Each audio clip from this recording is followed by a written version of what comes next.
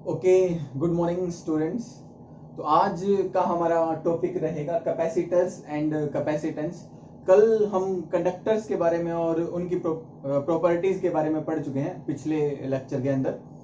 तो कंडक्टर कैसे कैसे बिहेव करता है, क्या होता है कंडक्टर और क्या उनकी प्रॉपर्टीज होती हैं। तो कुछ बेसिक प्रॉपर्टीज जो हमको काम में लेनी है कैपेसिटेंस वाले या फिर इस चैप्टर में, वो हम पढ़ चुके हैं। तो आज कैपेसिटर क्या होता है और उसकी कैपेसिटेंस क्या होती है, इसके बारे में हमको बात करनी है।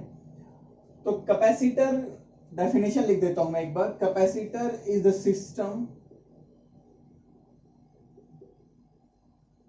Of two conductors separated by a insulator।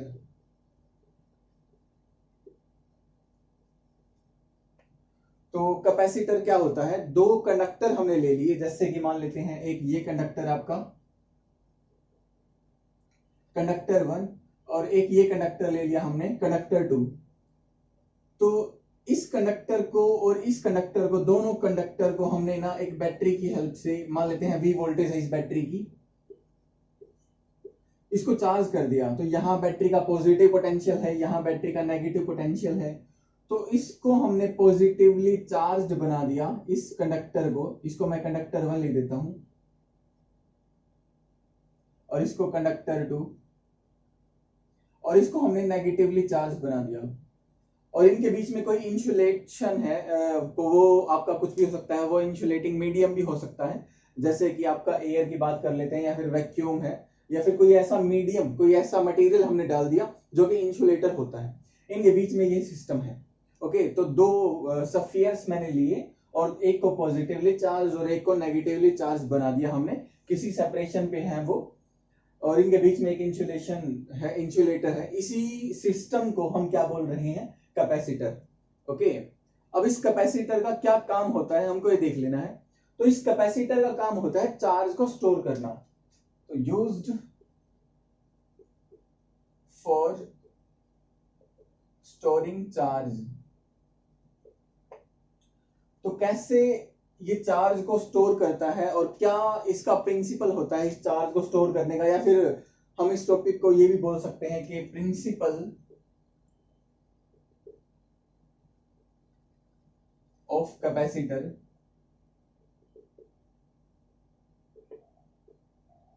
क्या इसका प्रिंसिपल है, कैसे ये चार्ज को स्टोर करने में हेल्प कर रहा है हमारी। तो हमने क्या देखा कि यहां पे अगर मैं एक ही कंडक्टर ले लेता हूं, जैसे मैंने ये कोई कंडक्टर ले लिया, एक एग्जांपल ले रहा हूं मैं अभी, और इसको मैं चार्ज दे देता हूं, इसको मैंने कुछ पॉजिटिव चार्ज दे दिया मान लेते हैं। ओके, तो अब इसके आसपास क्या है, इसके आसपास कोई मीडियम होगा, मान लेते हैं एयर है इसके आसपास। ओके, तो जैसे जैसे मैं इस कंडक्टर को ज्यादा सा चार्ज दे रहा हूं, तो एक चीज हमने नोट करी, इसका जो पोटेंशियल है वो क्या होता जा रहा है, increase 1/4 pi epsilon not Q upon R। ये पोटेंशियल का फॉर्मूला हम पढ़ चुके हैं। तो जितना ज्यादा चार्ज इसको दोगे, इसके सरफेस पे या फिर इसके सरफेस के बाहर यहाँ पे भी आपका पोटेंशियल क्या होता जाएगा, ज्यादा से ज्यादा होता ही जाएगा, पोटेंशियल बहुत ज्यादा इंक्रीज हो जाएगा। लेकिन हमको इसको ज्यादा से ज्यादा चार्ज स्टोर करवाना है, क्योंकि चार्ज अगर स्टोर होगा तो एक टाइप से एनर्जी हम स्टोर कर सकते हैं। ओके, तो इस कैपेसिटर के अंदर हम चार्ज को स्टोर करके बेसिकली एनर्जी को ही स्टोर करवाना चाहते हैं, और उस एनर्जी को हम फिर एकदम से यूज कर सकते हैं। ठीक है, बैटरी के अंदर भी आपके चार्जेस स्टोर हैं, बैटरी भी एक एनर्जी प्रोवाइड करती है चार्जेस को चलवाने के लिए। लेकिन बैटरी में और कैपेसिटर में एक डिफरेंस आएगा आपका, बैटरी आपकी स्लोली चार्ज को ट्रांसफर करती है, लेकिन कैपेसिटर में जो भी चार्जेस स्टोर होंगे, जो भी एनर्जी स्टोर होती है, वो एकदम से रिलीज होती है आपकी। ठीक है, तो मैं इस पे ज्यादा सारा चार्ज स्टोर करवाना चाहता हूं, जिससे इसके ऊपर ज्यादा सारी एनर्जी स्टोर होगी। ओके, तो दिक्कत कहां आ रही है, दिक्कत ये है कि इसके आसपास का जो मीडियम है वो आयनाइज होना स्टार्ट हो जाता है। जैसे एयर की मैं बात करता हूं, तो एयर 10⁴ वोल्ट से लेके 10⁶ वोल्ट इतने वोल्टेज पे आयनाइज हो जाती है। आयनाइज होने का मतलब क्या है कि मान लेते हैं यहां पे एयर के एटम्स पड़े हैं, एयर में जो भी गैसेस होंगे आपकी, उनके एटम्स पड़े हैं और उन एटम्स के अंदर आपके प्रोटॉन्स हैं न्यूक्लियस के अंदर और इलेक्ट्रॉन्स चारों तरफ रिवॉल्व कर रहे होते हैं न्यूक्लियस के। तो बेसिकली यहाँ पे चार्ज पार्टिकल्स हैं, तो इलेक्ट्रॉन्स मैं डिनोट कर लेता हूं सिर्फ उनके। तो ये इलेक्ट्रॉन्स क्या कर रहे हैं, जैसे जैसे मैं यहाँ पे ज्यादा सारा पॉजिटिव चार्ज देता जा रहा हूं तो यहाँ पे इन इलेक्ट्रॉन्स के ऊपर क्या हो रहा है, इलेक्ट्रॉन्स के ऊपर तो एक अट्रैक्शन का फोर्स लग रहा है। जो एयर के मॉलिक्यूल्स हैं वो इलेक्ट्रॉन्स इस तरफ क्या हो सकते हैं, अट्रैक्ट हो सकते हैं। और अगर मैं इतना ज्यादा चार्ज यहाँ पे दे दूं या फिर इतना ज्यादा चार्ज देके पोटेंशियल अगर मैं कर दूं यहाँ का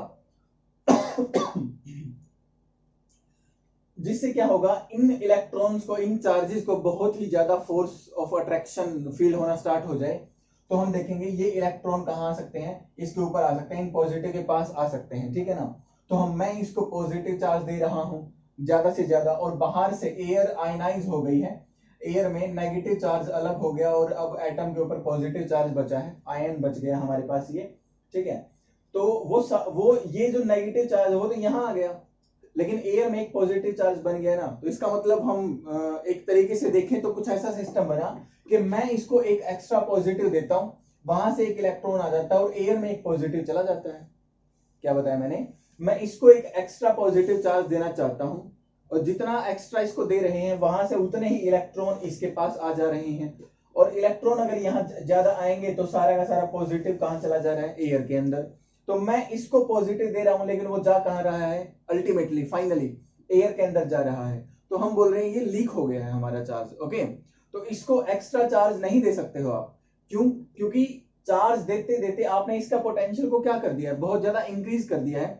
और इतने सारे पोटेंशियल पे जब पोटेंशियल इतने के आसपास हो जाए 10 to the power 4 10 to the power 6 इस वोल्टेज के आसपास हो गया तो आपकी एयर आयनाइज होना स्टार्ट हो गई है। अब इससे ज्यादा चार्ज हम इसको नहीं दे सकते हैं, तो इसीलिए हम क्या करते हैं, मैं दो कैपेसिटर यूज करता हूं, सॉरी दो कंडक्टर यूज करता हूं मैं यहाँ पे। तो जैसे मैंने ये यहाँ पे कर लिए, और इससे फायदा क्या हुआ, इससे फायदा ये हुआ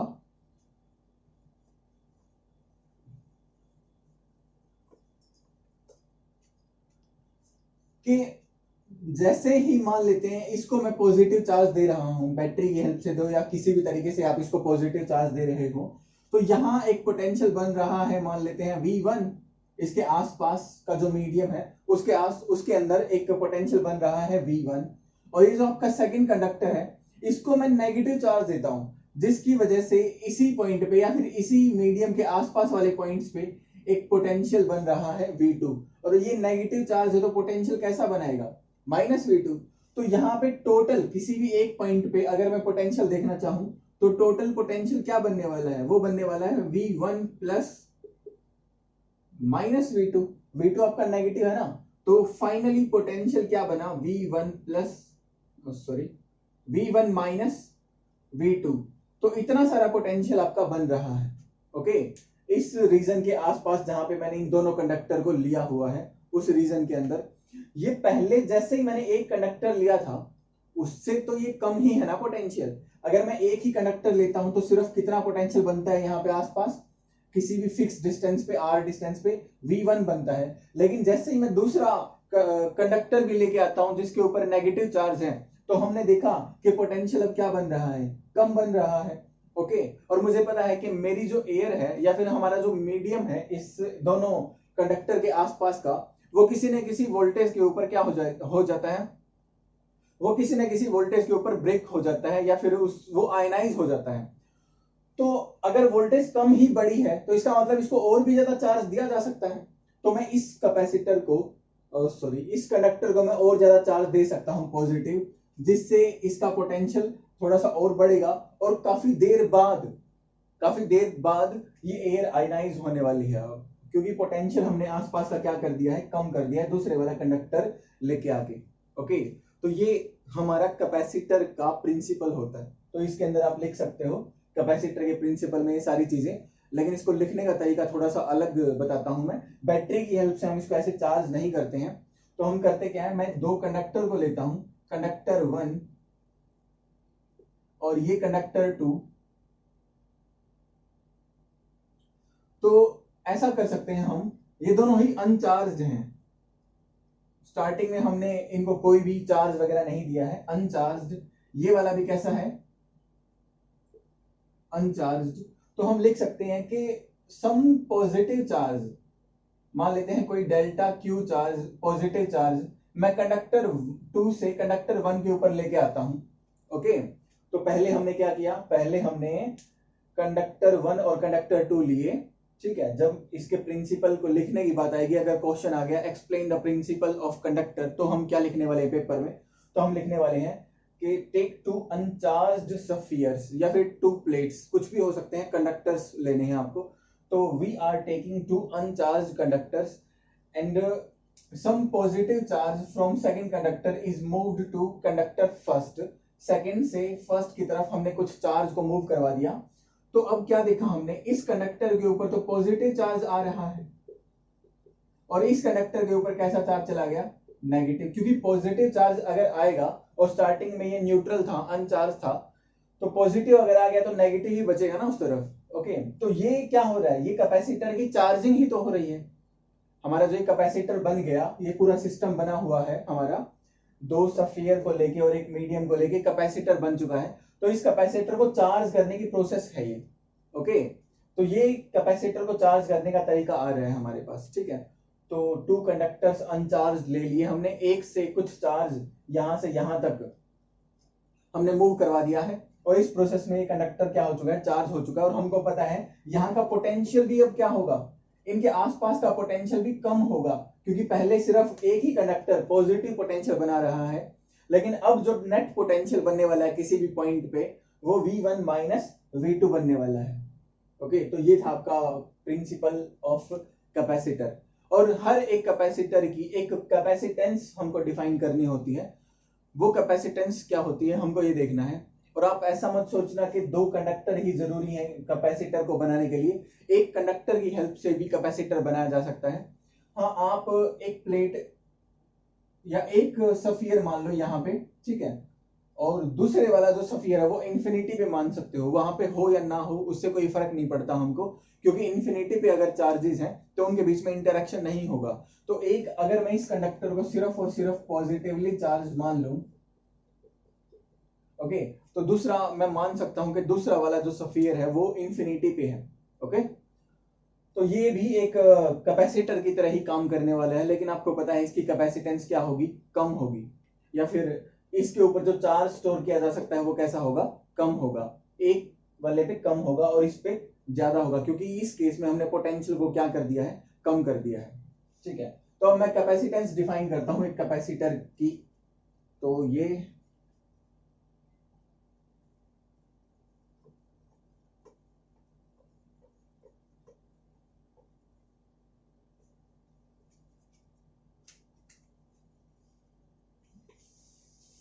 कैपेसिटेंस ऑफ ए कैपेसिटर, इस कैपेसिटेंस को हम कैपिटल सी से डिनोट करते हैं। और ये होती क्या है, तो capacitance is the charge given to a capacitor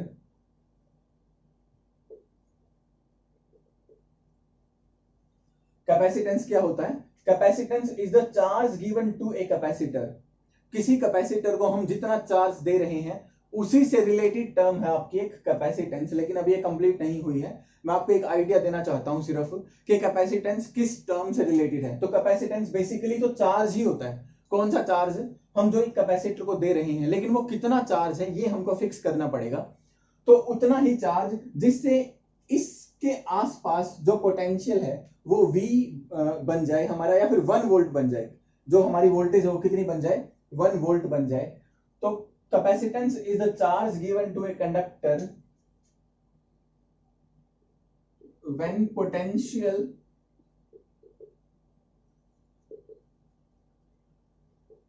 difference between the two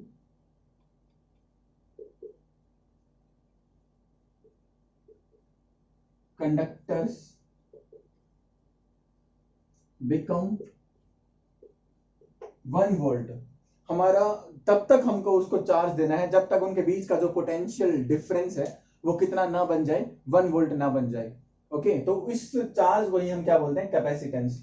तो बेसिकली कैपेसिटेंस क्या हुआ, कैपेसिटेंस हुआ charge per unit voltage, charge per unit potential difference, कि पोटेंशियल डिफरेंस जब 1 हो जाएगा, यहां से अगर पोटेंशियल डिफरेंस को हम कितना कर दे, दोनों के दोनों स्फीयर्स के बीच में, दोनों के दोनों कंडक्टर के बीच में 1 वोल्ट, तो जितना चार्ज हमने उनको दिया है इस 1 वोल्ट पोटेंशियल डिफरेंस को करने के लिए, उसी को हम कैपेसिटेंस बोलते हैं। अगर मैं इसकी यूनिट की बात करता हूं, तो charge is measured in coulomb, SI unit की हम बात कर रहे हैं, and potential is measured in volt. तो यहां से कूलम पर वोल्ट, और इस कूलम पर वोल्ट को हमने एक नाम दिया है जिसको हम बोलते हैं फैरेड, और इस फैरेड को कैपिटल एफ से हम डिनोट करते हैं। तो कैपेसिटेंस की क्या यूनिट बनी, फैरेड, और फैरेड को हम कैपिटल एफ से डिनोट करते हैं। ठीक है, तो अगर क्वेश्चन आ गया डिफाइन 1 फैरेड, तो कैसे डिफाइन करोगे आप,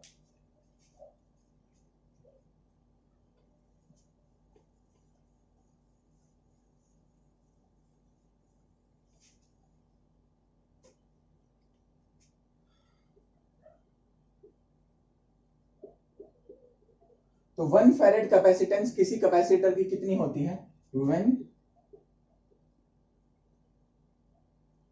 charge given to a capacitor is 1 coulomb. अगर मैं किसी कैपेसिटर को 1 कूलम चार्ज देता हूं, कितना पोटेंशियल बनाने के लिए, पोटेंशियल डिफरेंस बनाने के लिए, 1 volt, to make its potential difference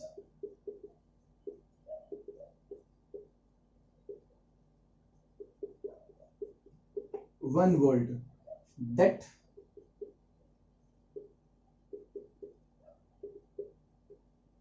capacitance is set to be 1 farad, उसको हम 1 फैरेड बोलते हैं। कैसे हुआ है सारी प्रोसेस, एक बार दोबारा से देखते हैं, एक एग्जांपल से समझा देता हूं मैं।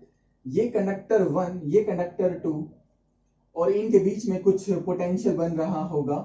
अभी ये अनचार्ज है, तो यहाँ का पोटेंशियल कुछ भी नहीं है।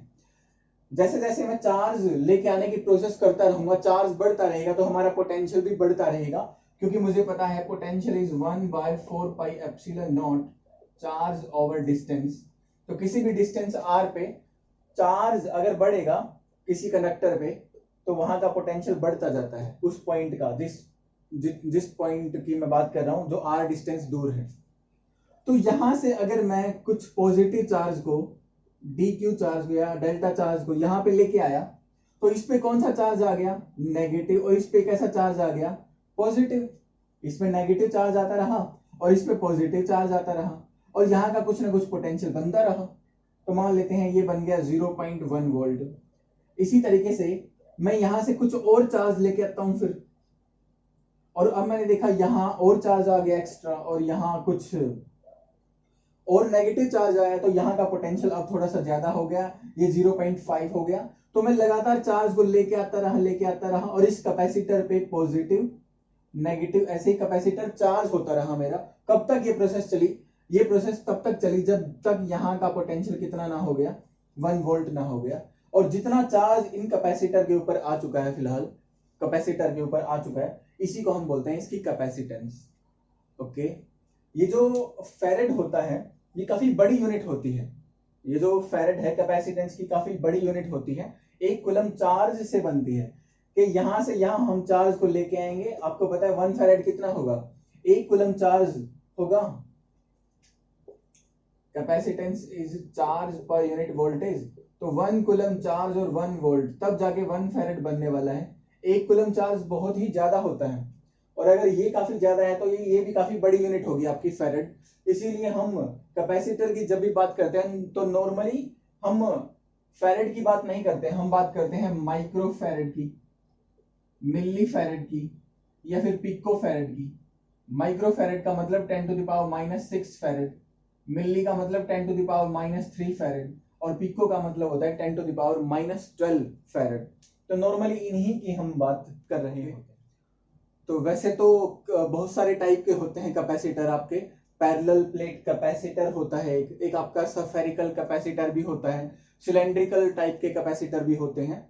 ओके, तो हमारे सिलेबस में जो है वो है पैरेलल प्लेट कैपेसिटर, इसके बारे में हमको पढ़ना है। नाम से भी क्लियर है कि प्लेट्स हम लेंगे, कुछ ना कुछ कंडक्टर तो होगा ही, कंडक्टिंग प्लेट्स लेंगे और पैरेलली रख दी तो पैरेलल प्लेट कैपेसिटर बनाने की कोशिश करेंगे और उसकी कैपेसिटेंस के लिए भी कोई ना कोई फॉर्मूला हम देखेंगे, बनाएंगे। ठीक है, तो यहां से हमने देखा पैरेलल प्लेट कैपेसिटर में हमने एक ये प्लेट ले ली और एक प्लेट हमने ले ली यहां पे। ये दोनों ही प्लेट आपकी अनचार्ज्ड हैं। जैसे हमने पिछले ही टॉपिक में एक कैपेसिटर बनाया था तो हमने कोई भी दो कंडक्टर लिए थे और ये स्पेसिफिक नहीं था कि वो उनकी शेप कैसी है, क्या वो प्लेट के फॉर्म में है, क्या वो सफियर है, या फिर वो किसी भी फॉर्म में है। ठीक है, कोई भी मैं दो कंडक्टर की बात करता हूं, ठीक है, लेकिन मैं यहाँ पे पैरेलल प्लेट कैपेसिटर की बात कर रहा हूं। जैसे वहां प्रोसीजर होता था इस कैपेसिटर को चार्ज करने का और इसके ऊपर चार्ज डालने का, तो इसी तरीके से यहाँ पे भी सेम ही प्रोसीजर होगा। तो यहाँ पे हम क्या करने वाले हैं, तो यहाँ पे हमने देखा कि ये दोनों ही अनचार्ज हैं स्टार्टिंग में। तो मैं क्या करता हूं, कुछ चार्ज हम यहां से यहां ट्रांसफर करवा देते हैं, किसी भी प्रोसेस से ये हो सकता है। यहां पे यहां चार्ज मैंने ट्रांसफर करवा दिया तो यहां पे चार्ज आता रहे आपका पॉजिटिव और यहां पे चार्ज आता रहा आपका नेगेटिव, क्योंकि इस अनचार्ज प्लेट से मैं पॉजिटिव निकाल लेता हूं अगर, और इस पे ले आए हम तो पॉजिटिव यहां आ गया तो वहां क्या बचा, नेगेटिव बचा। तो ये एक नॉर्मल सी प्रोसेस है। ये हमने एक कैपेसिटर बना लिया, दो प्लेट्स हैं और दोनों प्लेट आमने सामने रखी है तो पैरेलल प्लेट कैपेसिटर बन चुका है हमारा। ठीक है, या फिर हम एक तरीका और भी है हमारे पास इसको चार्ज करने का। हम ऐसा कर सकते हैं, एक ये प्लेट है हमारे पास और एक ये वाली प्लेट है। अगर मैं इस प्लेट को स्टार्टिंग में ही पॉजिटिवली चार्ज ले लूं, ये चार्ज है स्टार्टिंग में ही, और ये वाली है अनचार्ज प्लेट। ओके, तो जैसे ये अनचार्ज है, ये चार्ज प्लेट है, तो आपको पता है इंडक्शन की वजह से, हमने चार्जिंग बाय इंडक्शन पढ़ा हुआ है। इंडक्शन क्या होता है, redistribution of charges due to external electric field. तो ये पॉजिटिव चार्ज हमारा जो है यहाँ पे कौन से चार्ज इंड्यूस करवा लेगा, नेगेटिव चार्ज को इंड्यूस करवा लेगा ना, और सारे के सारे पॉजिटिव को रिपेल करके इस तरफ लेके जाएगा। और अगर मैं अर्थिंग कर दूं यहाँ पे, अर्थिंग क्या होता है, sharing of charges with earth, earth के साथ चार्जेस शेयर करने की प्रोसेस अर्थिंग होती है। तो यहां से ये तो बाउंडेड चार्ज है, नेगेटिव चार्ज इस पॉजिटिव के साथ बाउंड है, लेकिन ये नेगेटिव सॉरी ये पॉजिटिव और इस पॉजिटिव में रिपल्शन हो रही है, तो ये अर्थ के अंदर जा सकते हैं। फिर अर्थिंग हटा देंगे हम, और जैसे मैंने अर्थिंग हटाई ये पॉजिटिव जा चुका है, तो इस कैपेसिटर की प्लेट पे फिलहाल नेगेटिव चार्ज आ चुका है। तो ये भी एक तरीका है कैपेसिटर को चार्ज करने का। ओके,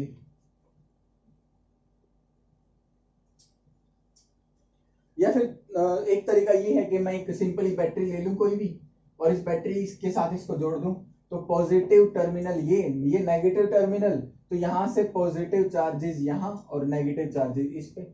ये भी एक तरीका है कैपेसिटर को चार्ज करने का। तो फिलहाल किसी भी प्रोसेस से हमने ये कैपेसिटर बना रखा है हमारा,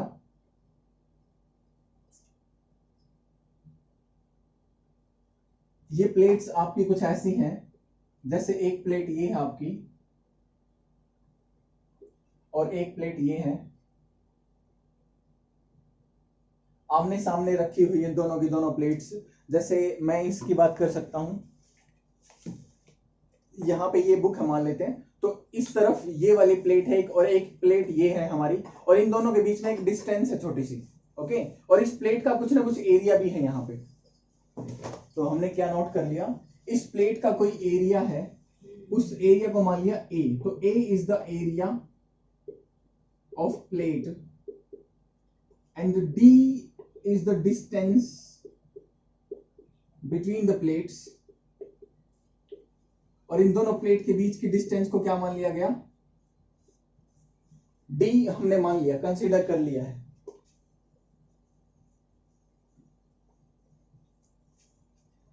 एक चीज जो हम पीछे पढ़ चुके हैं, हमने गॉस थ्योरम की एप्लीकेशंस जब पढ़ी थी तब हम काफी सारी चीजें पढ़ चुके हैं कि ये एक हमारी प्लेन शीट, ये हमारी कोई प्लेन शीट है और इनफाइनाइटली लॉन्ग थी ये शीट हमारी। इस शीट की वजह से इसके आसपास ही यहाँ पे हमने एक इलेक्ट्रिक फील्ड निकाला था और ये इलेक्ट्रिक फील्ड निकल के आया था हमारा sigma by epsilon naught, sigma bye 2 epsilon not. तो ऐसा कोई फॉर्मूला आ गया था। ये एक थिन प्लेट है हमारी, सॉरी थिन शीट है। अगर इस थिन शीट को मैं एक प्लेट की फॉर्म में बदल दूं तो क्या सिचुएशन होगी?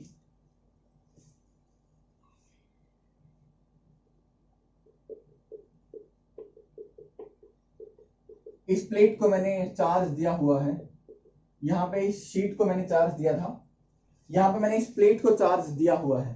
ओके, तो अगर इस प्लेट की वजह से मैं किसी पॉइंट पे इलेक्ट्रिक फील्ड निकालता हूं, जैसे इस पॉइंट पे इलेक्ट्रिक फील्ड निकालता हूं, तो क्या होने वाला है? देखो, अगर मैं इसी को और इन दोनों को कंपेयर करता हूं तो प्लेट के अंदर आपके दो सरफेस हैं, एक ये वाला सरफेस और एक ये वाला सरफेस। ओके, लेकिन प्लेन शीट, ये काफी थिन शीट है, प्लेन शीट है, इसके पास एक सिंगल सरफेस ही है। तो इसकी वजह से electric field sigma bye 2 epsilon not बनता है। Sigma is the charge density of this sheet, surface charge density. और यहाँ पे क्या हो रहा है, दो सरफेस है, तो ये वाला surface B, first surface B और हमारा सेकंड सरफेस बी, दोनों ही सरफेस इस पॉइंट पे क्या बनाने वाला है? इलेक्ट्रिक फील्ड बनाएगा ना। तो फर्स्ट सरफेस की वजह से यहाँ पे जो इलेक्ट्रिक फील्ड बनेगा वो सिग्मा बाय 2 एप्सिलॉन नॉट होगा। और सेकंड सरफेस पे भी चार्ज है, तो इसकी वजह से भी यहाँ पे जो इलेक्ट्रिक फील्ड बनेगा वो कितना होगा? Sigma bye 2 epsilon not. तो टोटल कितना हो गया? Sigma by epsilon not. और यहाँ कितना है? Sigma bye 2 epsilon not. तो हमने देखा यहाँ पे कि एक प्लेन शीट इलेक्ट्रिक फील्ड जो बनाती है वो सिग्मा बाय 2 एप्सिलॉन नॉट आता था, डिस्टेंस के ऊपर डिपेंड नहीं करता है। तो आप ऐसा नहीं आर्ग्यू कर सकते हो कि इस पॉइंट पे और इस पॉइंट पे, जैसे ये कोई पॉइंट है और ये कोई पॉइंट है, डिस्टेंस का डिफरेंस है दोनों में लेकिन एक जैसा ही बनेगा। हाँ, मैं बहुत दूर की बात नहीं कर रहा हूँ, इस प्लेन शीट के आसपास की ही बातें चल रही हैं, काफी कम डिस्टेंस की ही बात चल रही है। तो इस पॉइंट पे डिस्टेंस के ऊपर डिपेंड ही नहीं करता है आपका इलेक्ट्रिक फील्ड। तो यहाँ देखो, कहीं भी देखो आप, चाहे electric field sigma bye 2 epsilon not आएगा। तो इस शीट की वजह से भी और इस शीट की वजह से भी, दोनों जगह पे, इस शीट से ये वाला पॉइंट नजदीक है और ये वाली जो शीट है, सरफेस है, फर्स्ट वाला सरफेस इस शीट से दूर है, सेकेंड वाला सरफेस इस प्लेन से, इस पॉइंट से, सॉरी, वो नजदीक है। लेकिन फिर भी दोनों की वजह से इलेक्ट्रिक फील्ड सेम ही बनेगा, sigma bye 2 epsilon not plus sigma bye 2 epsilon not. तो टोटल बना सिग्मा बाय एप्सिलॉन नॉट। तो ये भी हमने क्या ली है यहाँ पे? ये भी हमने प्लेट्स ली हैं। ओके, तो ये प्लेट है और एक ये प्लेट है, इसकी चार्ज डेंसिटी पॉजिटिव है और इसकी चार्ज डेंसिटी कैसी है? नेगेटिव। तो क्या इन प्लेट्स के बीच में कोई इलेक्ट्रिक फील्ड होगा? मुझे ये बात नोट करनी है यहाँ पे, ठीक है, देखना है कि क्या इन प्लेट्स के बीच में कोई ना कोई इलेक्ट्रिक फील्ड है आपका। तो हमने देखा एक पॉजिटिव चार्ज प्लेट है,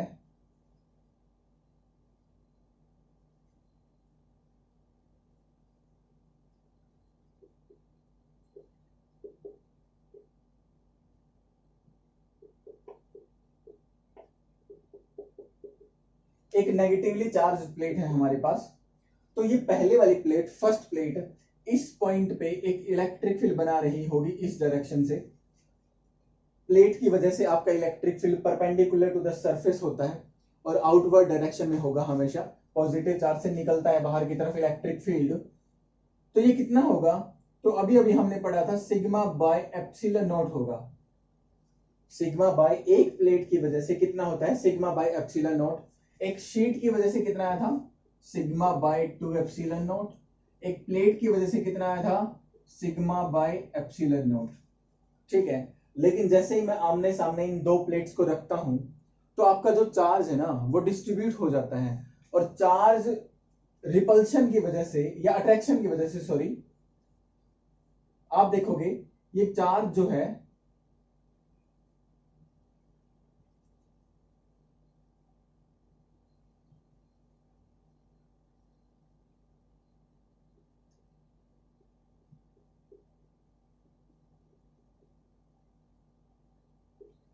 एक ही सरफेस पे रहेगा। इस सरफेस पे कोई चार्ज नहीं आने वाला है आपका, क्योंकि हमको पता है यहाँ नेगेटिव चार्ज है, यहाँ पॉजिटिव चार्ज है। पॉजिटिव चार्ज और नेगेटिव चार्ज आपस में क्या कर रहे हैं, अट्रैक्ट कर रहे हैं। तो सारा का सारा पॉजिटिव चार्ज इस प्लेट से चला गया और इसी प्लेट पे आ गया। नेगेटिव चार्ज भी इसी प्लेट पे है, सामने वाले सरफेस पे हैं, दोनों आमने सामने वाले सरफेस पे हैं। इस सरफेस पे कोई चार्ज नहीं है। तो ये जो हमारी शीट है, ये जो हमारी सॉरी प्लेट है, वो एक शीट की तरह ही काम कर रही है। उस पे डबल साइडेड चार्ज नहीं है, उस पे एक ही साइड चार्ज है। तो यहाँ पे इस पूरी प्लेट की वजह से यहाँ जो बनने वाला है इलेक्ट्रिक फील्ड, वो सिग्मा बाय 2 एप्सिलॉन नॉट बनेगा, ना कि क्या सिग्मा बाय एप्सिलॉन नॉट। ये नहीं बनेगा, ये वाला बनने वाला है, क्योंकि सिर्फ एक ही सरफेस पे चार्ज है ना। दूसरी वाली प्लेट जैसे ही मैं ले आया तो यहाँ पे क्या हो गया है, यहाँ पे तो अट्रैक्शन हो गई है, तो सारे चार्जेस एक ही सरफेस पे आ गए हैं, इस तरफ वाले यहाँ और इस तरफ वाले ये। ओके, और यहाँ पे इलेक्ट्रिक फील्ड की डायरेक्शन आपने देख ली, पॉजिटिव से ये होती है। नेगेटिव चार्ज यहाँ पे है, तो नेगेटिव चार्ज से इलेक्ट्रिक फील्ड आपका अंदर की तरफ ही होता है। तो इसी पॉइंट पे आपका इलेक्ट्रिक फील्ड दोबारा से इसी डायरेक्शन में आएगा, और कितना आएगा, ये आएगा आपका सिग्मा बाय 2 एप्सिलॉन नॉट। ये भी उतना ही होगा, क्योंकि इसकी चार्ज डेंसिटी भी हमने क्या ली है, इसकी चार्ज डेंसिटी भी सिग्मा है मैग्नीट्यूड में, और यहाँ भी क्या है, सिग्मा ही है। डायरेक्शन भी दोनों की सेम है, तो यहाँ का इलेक्ट्रिक फील्ड ऐड हो जाएगा, और टोटल इलेक्ट्रिक फील्ड इन प्लेट्स के बीच में सिग्मा बाय 2 एप्सिलॉन नॉट और sigma bye 2 epsilon naught, sigma by epsilon not बनेगा। तो हमने देख लिया कैपेसिटर की प्लेट्स के बीच में एक इलेक्ट्रिक फील्ड बना होता है, जो कि सिग्मा बाय एप्सिलॉन नॉट होता है। Okay,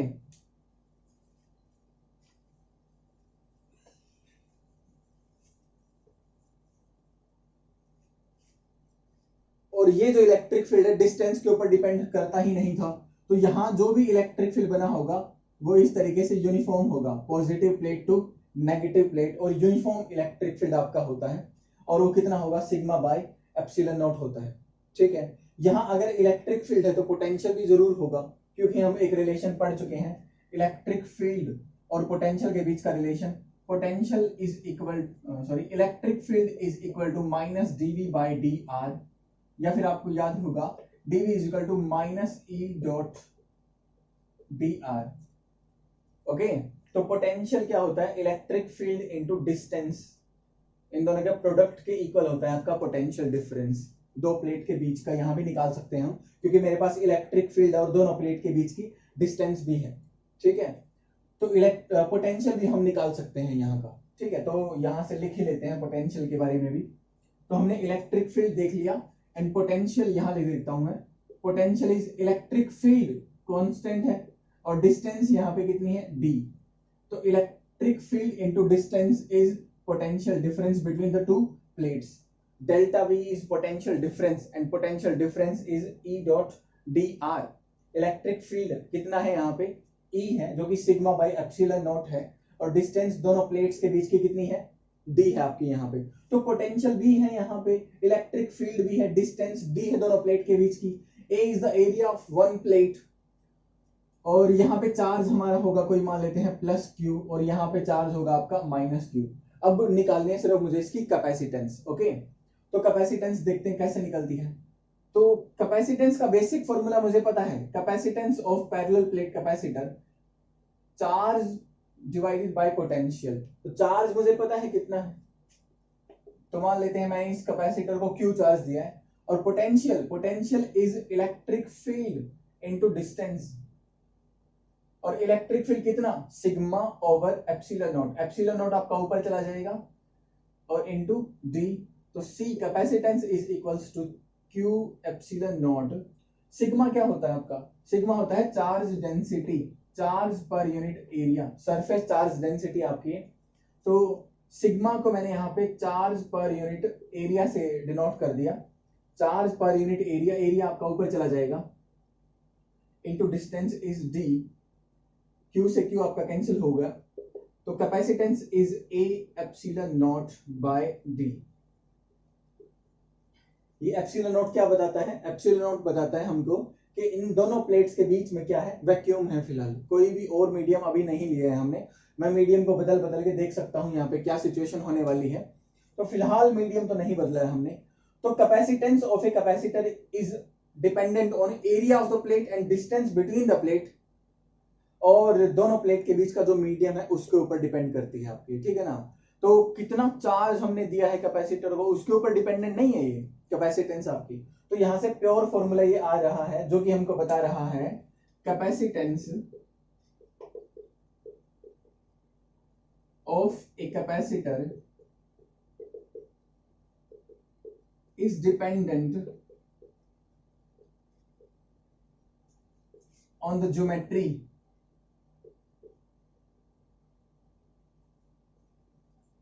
of capacitor, not on the charge. तो कैपेसिटेंस किसी भी कैपेसिटर का हो, चाहे वो पैरेलल प्लेट कैपेसिटर हो, चाहे वो सिलेंड्रिकल कैपेसिटर हो, या फिर आपका स्फेरिकल कैपेसिटर हो, कुछ हो, हमेशा आप देखोगे ज्योमेट्री पे ही डिपेंड करता है कि प्लेट्स का एरिया कितना है, प्लेट्स के बीच की डिस्टेंस कितनी है। इस पे डिपेंड नहीं करता है कि यहाँ पे आपका ये हमने कौन सा मटेरियल लिया है, क्या ये हमने कॉपर लिया है, क्या ये हमने सिल्वर लिया है, ऐसा कुछ भी नहीं है। कितना हमने इसको चार्ज दिया है नहीं दिया है। तो कैपेसिटेंस इन फैक्टर्स पे डिपेंड नहीं करती, सिर्फ एरिया और डिस्टेंस बिटवीन द प्लेट्स इनके बीच पे डिपेंड करती है। ओके